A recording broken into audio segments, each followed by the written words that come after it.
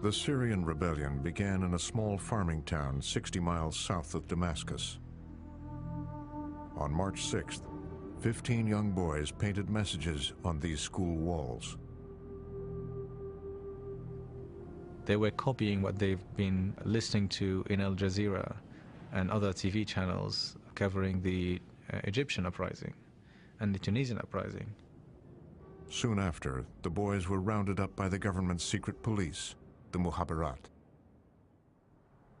Their fathers went to see the police chief, a cousin of Syria's President Bashar al-Assad, and begged him to release their children.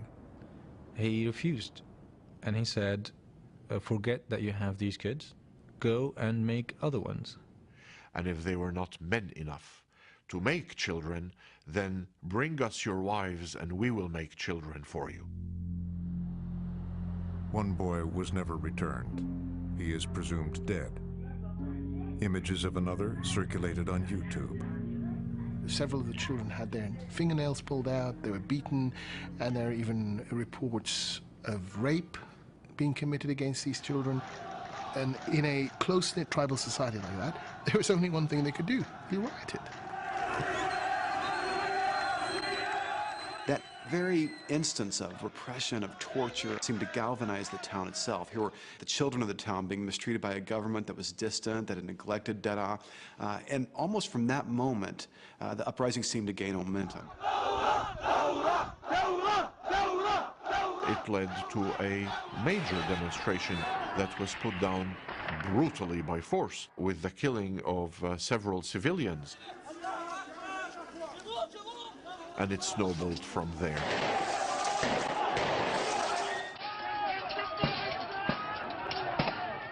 Many Syrians who hoped that President Bashar al-Assad might intervene felt betrayed. Those who believed in President Bashar al-Assad lost all that faith when the first bullet was fired at a civilian in the street in Syria.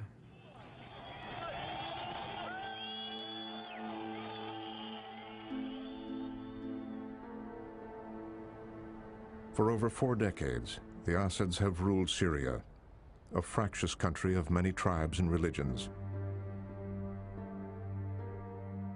The Assads come from a long-persecuted minority Muslim sect, the Alawites. The Alawites had traditionally been the repressed and oppressed in the country. In fact, the famous Sunni medieval philosopher by the name of Ibn Taymiyyah once declared that the Alawites were worse than Jews and Christians and were infidels, and there should be a holy war carried out against them. But Hafez al-Assad found a path to power through the military. Under French colonial rule, Sunnis had resisted serving, while Alawites, like Hafez, found opportunity. The young Assad was also a rising star in Syria's Socialist Ba'ath Party. At age 40, he engineered a coup to seize the presidency. Hafez al-Assad rose to power from the bottom up. He had to fight the battles that came with the coup d'etats, that came with trying to corral the different forces of the country into his camp. He ruled by putting trusted family members in high government posts.